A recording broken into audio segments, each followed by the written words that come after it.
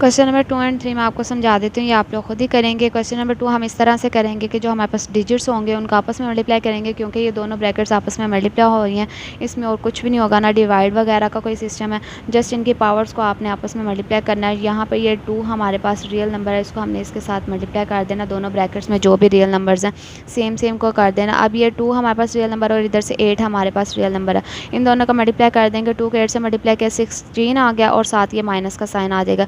इसी तरह से हमारे पास यहाँ पे भी x है और इस ब्रैकेट में भी x है, तो जब बेस सेम है तो दोनों पावर्स ऐड हो जाएंगी। और ये हमारे पास 5 है और ये -3, 5 - 3 तो उसकी पावर आ जाएगी। 5 में से 3 माइनस करेंगे तो 2 आ जाएगा। इसी तरह से y है, y यहाँ पे भी है, दोनों की बेस सेम है, पावर्स ऐड कर लें। ये -4 है और ये +2 है, -4 + 2 करेंगे तो हमारे पास -2 आंसर आ जाएगा और वही आपका आंसर होगा। इतना सा ये क्वेश्चन है। नेक्स्ट है थर्ड पार्ट है इसका। थर्ड पार्ट में हम क्या करेंगे, ये जो हमारे पास डिनोमिनेटर में वैल्यूज़ है x y z, ये तीनों हमारे पास न्यूमरेटर में भी हैं। तो जब डिनोमिनेटर और न्यूमरेटर सेम है तो हम इसकी पावर्स को ऊपर ले जाके ऐड या माइनस जो भी हो रहे हैं वो कर सकते हैं।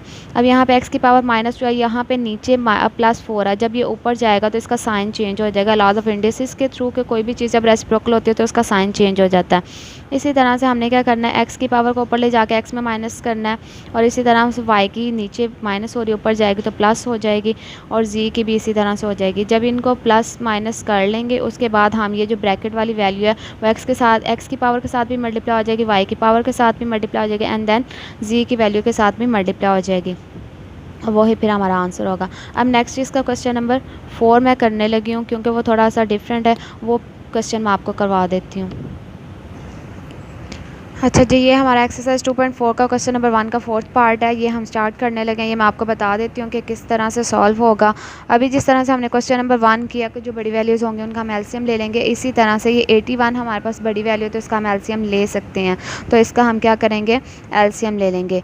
यहाँ पे आ जाएगा ये 3 के टेबल में, क्योंकि 2 के टेबल में नहीं जा सकता क्योंकि इसके लास्ट पे ऑड नंबर है और ऑड नंबर जो है वो हमारे पास 2 के टेबल पे डिवाइड नहीं होते, इसलिए हम इसको 3 से कर रहे हैं। 3 2 6 आ जाएगा और यहाँ से 8 में से 6 माइनस किया तो 2 बचा। ये 2 हम इस 1 को कैरी दे देंगे, 21 बन गया और 3 7 21 आ जाएगा। देन 3 9 27, 3 3 9 और फिर 3 1 3। अब ये 3 की जितनी वैल्यूज़ हैं वो इसकी पावर बन जाएंगी। 3 के 4 टाइम्स 3 आया तो ये 3 की पावर क्या बन जाएगी, 4 बन जाएगी। और यही हम यहाँ पे 81 की जगह पे हम क्या लिख लेंगे, 3 की पावर 4 और ब्रैकेट के बाहर उन्होंने हमें पावर दी हुई है n।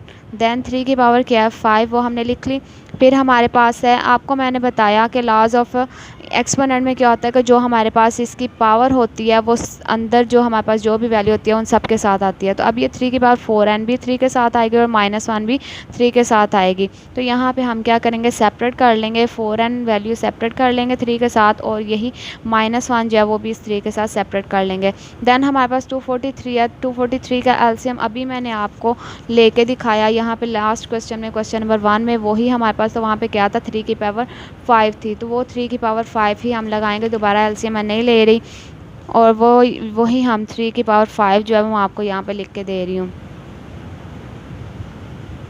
अब नेक्स्ट है हमारे पास 9 का भी हम एलसीएम ले सकते हैं। किस तरह से, 3 के टेबल में 3 3 9 एंड देन 3 1 3, तो ये 3 की पावर क्या आ जाएगी, 2 आ जाएगी और यही हम 9 की जगह पे लिख लेंगे 3 की पावर 2 और जो इसके ऊपर 2 है ना वो हम ब्रैकेट्स से बाहर लिख लेंगे।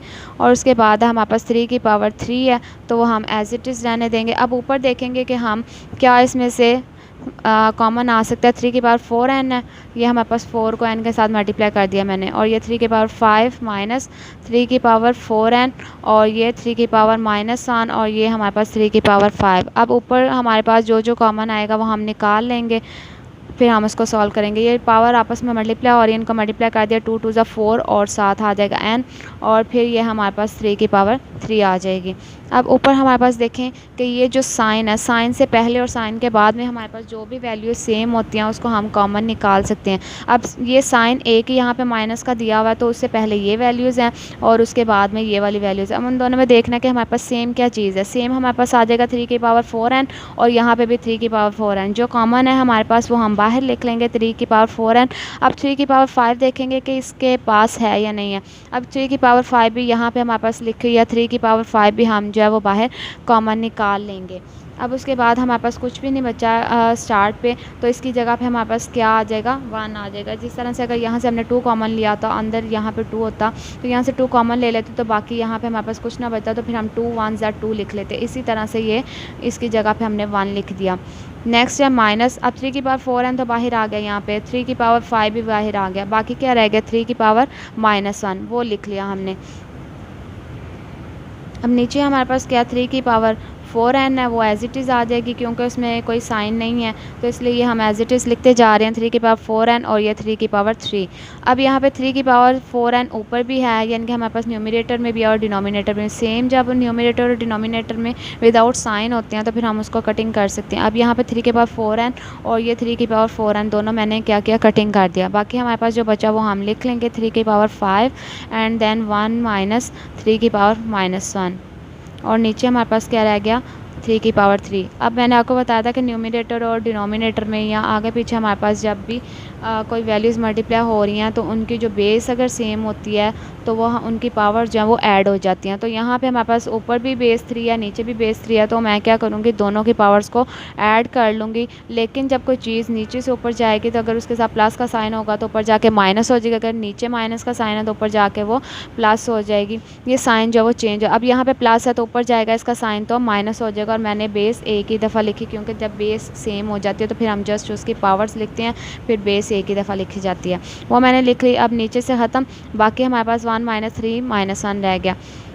3 की पावर है हमारे पास 5 - 3, 5 में से 3 को माइनस करेंगे तो हमारे पास 2 बच जाएगा, और 1 माइनस, मैंने आपको बताया कि ये जो हमारे पास पावर होती है उसको पॉजिटिव करने के लिए हम क्या करते हैं, उसका रेसिप्रोकल ले लेते हैं, और ये हमने इसका रेसिप्रोकल ले लिया जिसके नीचे कुछ नहीं होता, उसके नीचे 1 होता है, इसलिए ये 1 ऊपर चला गया, 3 नीचे आ गया, और इसका साइन भी चेंज हो गया, माइनस से प्लस में हो गया। जिस तरह से ये ऊपर गया था तो माइनस हो गया, तो इसी तरह जब ये नीचे आया तो ये प्लस हो गया।